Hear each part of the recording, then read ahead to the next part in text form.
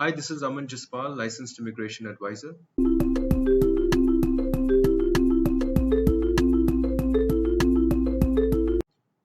Today, I want to talk about the very important changes to the essential skills work visa category, which have been introduced by Immigration New Zealand. Now, these changes would take effect from 27th of July 2020. There's some substantial changes in the way immigration is going to process essential skills work visa applications. Previously, essential skills work visa applications were considered by immigration both on the basis of the ANZ skill level and with along with the salary that was being offered to an overseas worker. From now on, the way immigration is going to assess these applications has changed. 27th July onwards, all applications will be considered according to the new system. Well, under the new system, Immigration New Zealand has done away with the ANZ framework of determining the skill levels of applicants. Under the new system, all applicants will be categorized only into two categories. And this categorization will be based on their salary. The salary is determined by a national median wage. National median wage is a figure that is determined by Statistics New Zealand. Currently, the national median wage for New Zealand is $25.5. Any applicant who is getting less than the national median wage will be categorized in one category, and all applicants who are getting the national median wage or higher will be categorized in the other category. So now there will be only two categories which will determine the course of their visa. However, it is important to note here that Immigration New Zealand has not changed the way that the pay rates of applicants will be assessed. So that the way previously the pay rates were assessed on the basis of their salary divided by the number of weeks, which is 52, divided by the number of hours per week, which is mentioned in the contract. So that will determine the pay rate of the applicant, and that pay rate will be considered whether that particular pay rate meets the national median wage for New Zealand. As you can see above, the application for essential skills visa in future will be categorized into just two categories based entirely on the national median wage, which is currently at $25.5 per hour. Uh, One side, there are applicants who earn below the $25.5 per hour medium wage mark, and applicants who are above the $25.5 medium wage mark or getting the same amount. Firstly, applicants who fall below the national medium wage, the employers of such applicants will require to go to work and income and get a skilled match report for this occupation. Yes, previously, as some of you may be aware, this clause of this requirement of employers to go to work and income was only restricted to ANZ skilled occupations, which were 4 and 5, regardless of the pay that they were getting.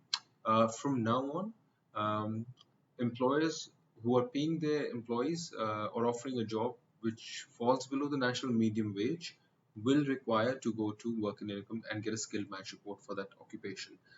Similarly, employers who are paying above the national medium wage or above will no longer require to go to work and income.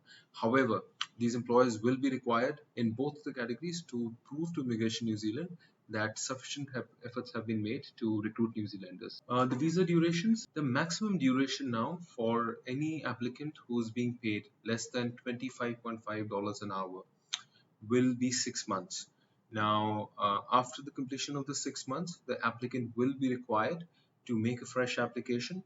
The employer of the applicant also will be required to prove to immigration that substantial efforts have been made by them to hire local New Zealanders, and along with them providing a skill match report for the position. At the same time, after completing 3 years of working in New Zealand, and the employee still getting less than the national medium wage, he will be required to have a stand-on period of 1 year. For applicants getting the national medium wage or higher, the duration of the visa will be for 3 years, and they will not be required to have any stand-on period after the completion of the 3 years. Now, bringing family members for applicants whose salary ends up being less than the national median wage, their partners will be eligible to come and join them in New Zealand, but only on a visitor visa. The partners will not be allowed to obtain a work visa based on the partnership. However, once his partners are in New Zealand, they are eligible to file an application for a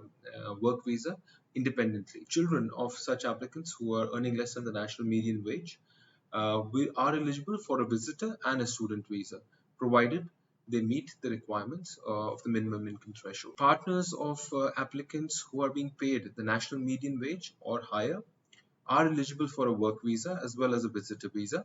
Children of such applicants are also eligible for a work visa as well as a visitor visa. As you can see, these are indeed some significant changes which have been brought by Immigration New Zealand, and I believe they will have a long-term impact on the number of work visa holders that will eventually be granted work visas to work in New Zealand. Similarly, they will also have a long-term effect on the student visa holders.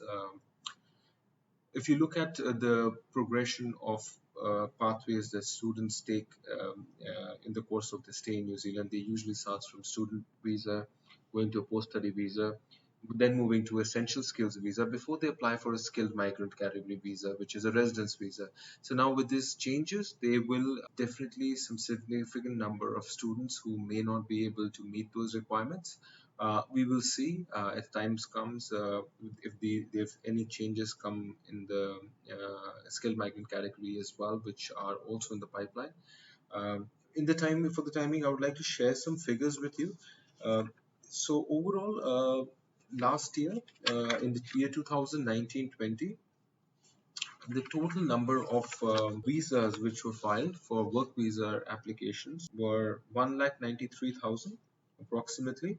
Out of those applications, 42,000 applications belonged to the essential skills category. Out of the work visas approved in the year 2019-20, 1,81,900 applications were roughly approved by Immigration New Zealand for work visas. Out of these 1,81,000 applications, a significant number, which is 38,000, belong to essential skills category. So as you can see, these numbers tell the tale itself. It is a big news. It's going to impact work visa numbers coming into New Zealand in a considerable way. If you need any further assistance regarding this visa category, or if you have further questions, you need any assistance with your application, please do let us know.